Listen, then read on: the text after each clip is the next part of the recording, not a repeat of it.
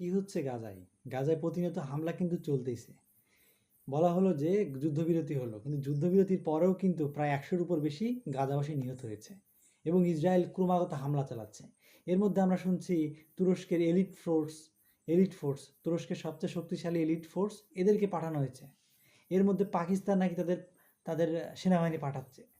তো এরই মধ্যে আমরা শুনতেছি কি ইসরায়েল কিন্তু ক্রমাগত হারে কি করতেছে? গাজাবাসীর উপর হামলা চালাচ্ছে। তাহলে কি দাঁড়াচ্ছে? যে আসলে ইসরায়েল কি আসলেই শান্তি চাচ্ছে না, এবং যেসব মুসলিম দেশ বা যেসব দেশ বলতেছে যে তারা ওইখানে প্রোটেক্ট করবে, নিরাপত্তা দেবে, তুরস্কের এলিট ফোর্স সেখানে যাবে, তারপর পাকিস্তানের সেনাবাহিনীর উড়োজানরা ওখানে সেখানে যাবে, তারপর সৌদি আরব, কাতার সহ এইসব দেশের সেনাবাহিনী সেখানে মোতায়েন করা হবে। কিন্তু তার আগে কিন্তু ইসরায়েল কিন্তু ইতিমধ্যে অনেকটা অঞ্চল দখল করা, ধ্বংস করা কিন্তু কমপ্লিট করে ফেলছে।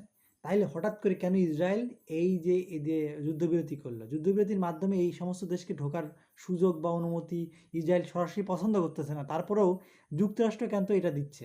তার কারণ হচ্ছে এদের মাধ্যমে কিন্তু হামাসের সেই সব যাদেরকে জিম্মি হিসেবে রেখেছিল, সমস্ত জিম্মির মুক্ত করার যে প্ল্যানটা, সেটা কিন্তু এখনও কমপ্লিটেড হয় নাই। এখনও বেশ কিছু জিম্মি এবং বেশ কিছু জিম্মির মরদেহ কিন্তু রয়েছে হামাসের কাছে এবং ফিলিস্তিনে বা গাজা অঞ্চলে রয়েছে। তো সেগুলোকে পরিপূর্ণ উদ্ধার করার জন্য, সেগুলোকে সম্পূর্ণরূপে সরানোর জন্য কিন্তু কী করছে ইসরায়েল? কিন্তু তুরস্ক সহ বিভিন্ন দেশের মানে অপছন্দ করলেও অনুমতি দিচ্ছে।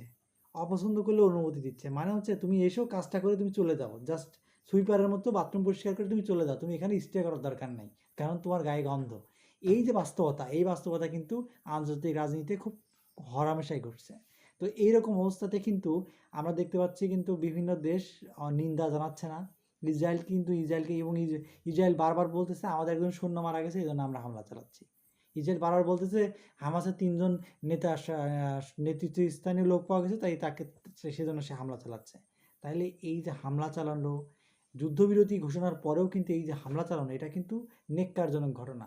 কিন্তু ইসরায়েলের বিরুদ্ধে কিন্তু কোনো পদক্ষেপ কোনো দেশ নিচ্ছে না। এটাই হচ্ছে প্রমাণ করে বিশ্ব ব্যবস্থায় ন্যায্যতা বলে কিছু নেই। সব যার শক্তি বেশি, যার ক্ষমতা বেশি, তাকেই কিন্তু পূজা করা হয়। ধন্যবাদ। ভিডিও ভালো লাগলে অবশ্যই সাবস্ক্রাইব করুন, আর আপডেট নিউজ পেতে চ্যানেলটির সাথেই থাকুন।